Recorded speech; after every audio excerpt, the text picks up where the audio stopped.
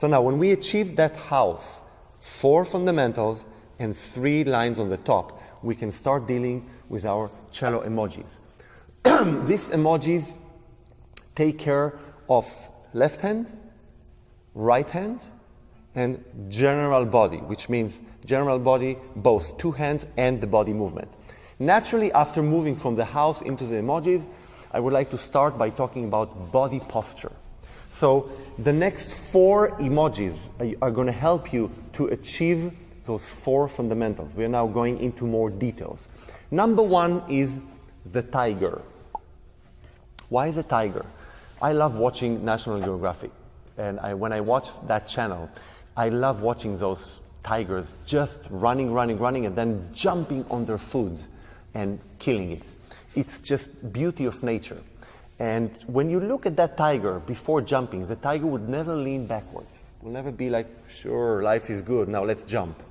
They will always lean forward, be alert, and get ready to go. Now, I find that this posture, physically and mentally, is the basic posture of us musicians when we want to create. First and foremost, when we are physically alert, we can decide what we want to do. Do we want more body movement? Do we want more bouncing lower back? Do we want more elbows control? Do we want to breathe more? Do we want all of them together? If you sit laying back, it's much harder to do it than if you sit laying forward. Or like the great Janos Starker used to say, if you're a soloist of an orchestra and you play your concerto and then there's fire backstage, you'll be the first one to stand up and walk. And this ability to stand up in any given second and walk, meaning you're in a productive mode, is extremely important for playing the cello. So that's the tiger. We sit, and when we play, we are always alert physically. We lean forward a little bit, and we are ready to go. We are ready to go physically for the 4 fundamentals. We are ready to go mentally or musically to look at the conductor, listen to the concertmeister, adjusting to our pianist, communicate with our public, all those things together. That's the tiger. Number 2 is the tree. And I started thinking about a tree once I was in Hawaii for a festival, and I played in Maui. It's a gorgeous place, and I was located in a beautiful hotel looking at the ocean. Now, in front, between my balcony and the ocean was a palm tree. And every morning I would sit out and having my coffee, and a lot of wind. It's beautiful. It's warm, but it's windy. And I see that palm tree, and something I've never seen before. The tree actually goes down almost to the ground and then comes up. So the tree becomes flexible to the wind in order to survive. And then I started thinking about us cellists, what do we have to be flexible to? Let's say when we're a baseball player, we take the baseball and we want to throw it really far. We don't even think about it, but the second half of our body is related to that motion. When we move the butter, as I said before, to somebody, our body is reacting to it. Earth is reacting to the sun. Moon is reacting to Earth. Everything has a physical reaction. What do we need to react to when we play the cello? There's one movement that we have to do, it's non-negotiable, it's moving the bow. So the more we move the bow, let's call it wind, the more wind we have, the more our body, which at that point decided will be a tree. In that moment, I decided that tree, instead of resisting it, I will become flexible to it. Okay? So what does a tree do when it gets hit by wind? First of all, it freaks out. It resists it. But then it starts following it, so it doesn't break. Okay? And that's what we do with the bow. When we move the bow, when we start moving the bow, our body, let's call it from our sitting bones up to here, that's going to be the trunk of the tree, okay? Our feet, that's going to be the roots. It's non-negotiable. It's not going to go off the ground.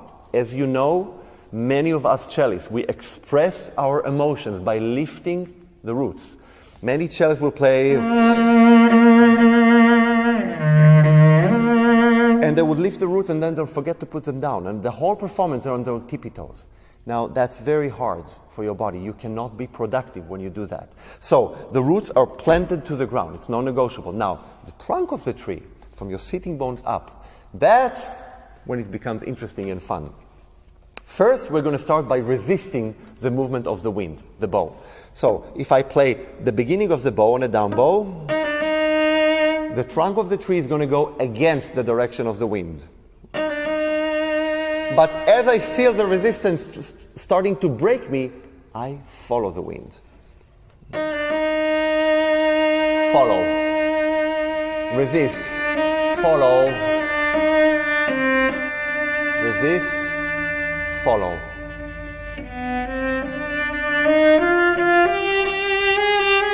And I become flexible to the one movement that I have to do as a cellist, and it's to move the bow. That's the tree. So our tree is going to move, for instance, if you play Elgar concertos, fourth movement, there's a lot of movement. You start by going against, follow, against, follow, now against, follow, against,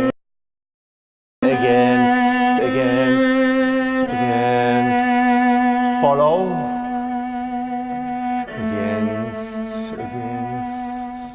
against. Now I go back home.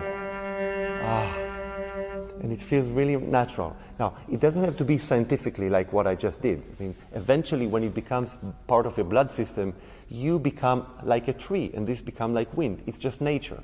You resist and follow the direction of the bow just because you feel that it's not comfortable not to do one of the two. And that's really a wonderful feeling. So that's a tree. We had the tiger, which is how we sit and approach our target, which is music or physically the cello. Number two, we have the tree, which is our body. We treat our body as a tree. Roots planted to the ground, trunk of the tree flexible to the wind, which is our bow arm. Number three is what I call the dinner posture. Dinner posture, I admire Daniel Barenboim. Daniel Barenboim is one of the greatest pianists of all time, one of the greatest conductors. I admire him, I adore him. I don't know him personally, but I love watching him play and conduct. Part of my admiration to him was to read his autobiography, which is really wonderful, and I highly recommend it. There's a chapter there about his upbringing in Argentina as a pianist.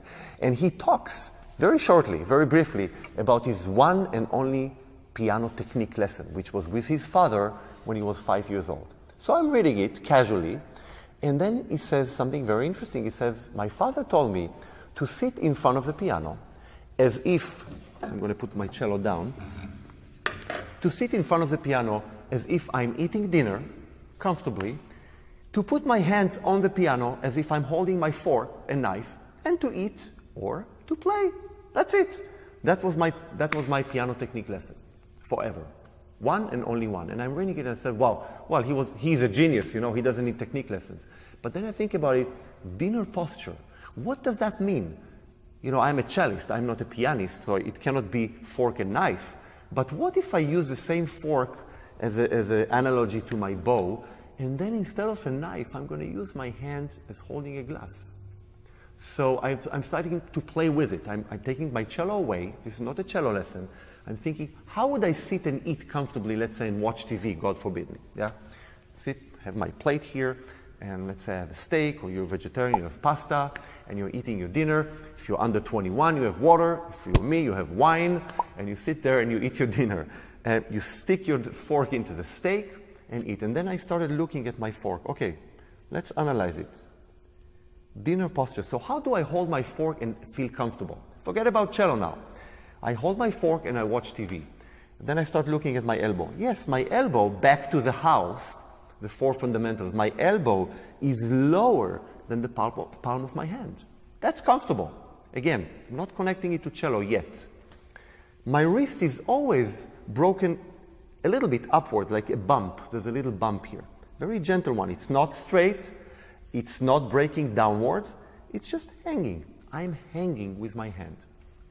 And my fingers are holding the fork. Now, let's imagine that instead of a fork, it's a bow. So I'm just holding the bow. Okay, now, I take the glass of wine, and I have a sip of it, and then I don't put it down because I'm so much into that football game, and I just can't stop. So I'm drinking and I'm holding it, and I say, wait, this is a dinner posture, wait. Okay, so can I put the cello into this posture? Let's see. Take the cello, and I sit like a tiger, I'm ready to go. I feel like a tree, I'm flexible. Now I'm going to hold my fork, but instead of a fork, I'm going to hold my bow. And I find out that holding a fork is approximately the frog. I mean, we never eat like this or like this. We eat here. That's comfortable. So let's say frog.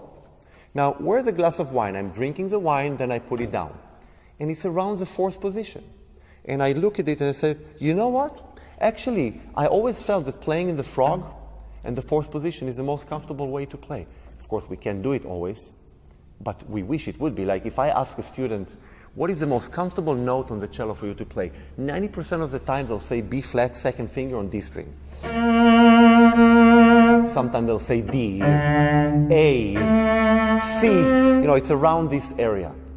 So I'm thinking to myself, wait, I think I discovered for myself, for the first time in my life, after I finished studying the cello actually with wonderful cellists, I found out what it means to be in a dinner posture mode. And then I talked to my friends, colleagues in other instruments. Can it be the same for violin, dinner posture? Can it be the same? Of course, we know for pianists, for clarinetists, for flutists, for conductor, for engineering, working on a computer. The dinner posture is human posture. And I realized that instead of fighting it and trying to become a cellist playing the cello and then a human living my life, I should start combining it. And the dinner posture was a turning point in my life as a cellist, as a musician. Bow and the frog, left hand in fourth position. I feel good. Now, how can we do it in other positions? That's becoming a little tricky. So, for instance, body movement. Let's say we have to go to the tip. We feel very comfortable taking the butter from here. We still feel very comfortable to move it here. We start to feel a bit uncomfortable reaching out to our friend and actually giving them the butter. That's where the body movement helps you to keep the dinner posture. So if I draw my bow on a down bow, that's when I start following it, because I would like to keep the dinner posture feeling, which means my elbow is as low as it can be. I don't want to do that. You know why? Because what do I do else in life like this? Absolutely nothing but playing the cello. Not good for me. I mean, you can do it yourself. For me, it doesn't work. That's pain. That's unhuman. So I would like to keep the body movement so I can keep that feeling right here. That's a body movement. Yeah?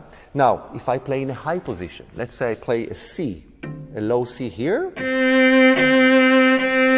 which feels really good, and then I want to go to a high C, like in Schumann fantasy pieces.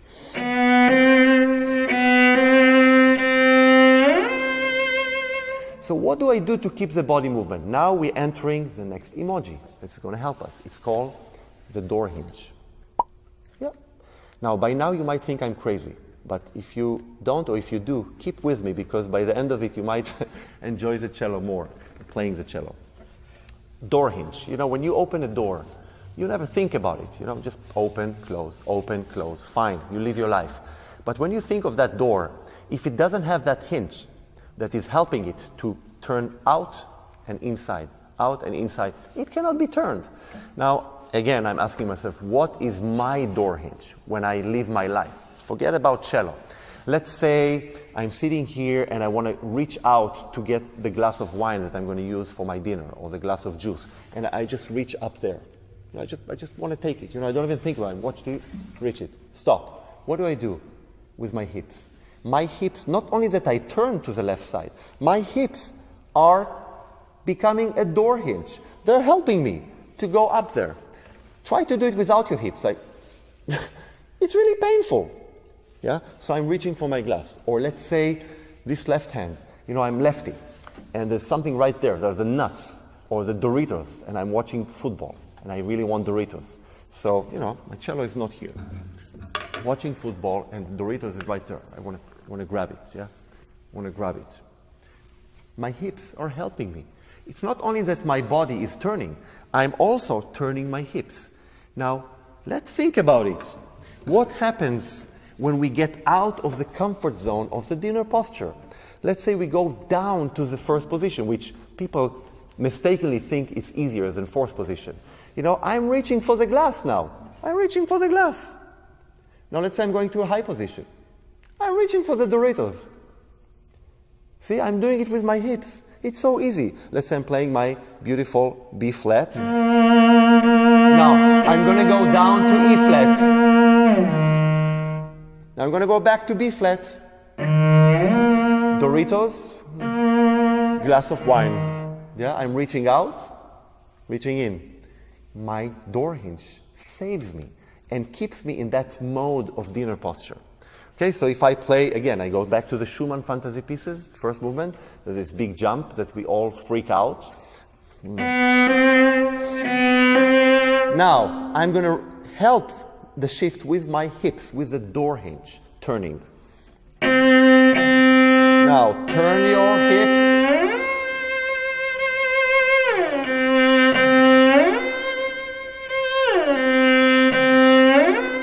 Another example.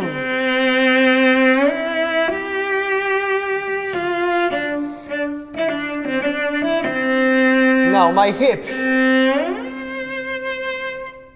Yeah, Beethoven triple. It really helps. It saves your life, and actually you feel 100% comfortable, joyous, happy. Playing the cello should not have other words like discomfort, tension, pain. No. Music, yeah. There's a lot of discomfort musically, a lot of tension musically, a lot of anger musically, not physically. Not physically. Okay, so that's the door hinge. Now we finish the 4 first emojis that helps us to achieve the house. Yeah, we have the tiger, we have the tree that helps us move, we have the dinner posture, and then we have the final one, the door hinge, that help us achieving all of it together. The body movement, getting up and down, being alert. Hinge helps us to achieve all of that.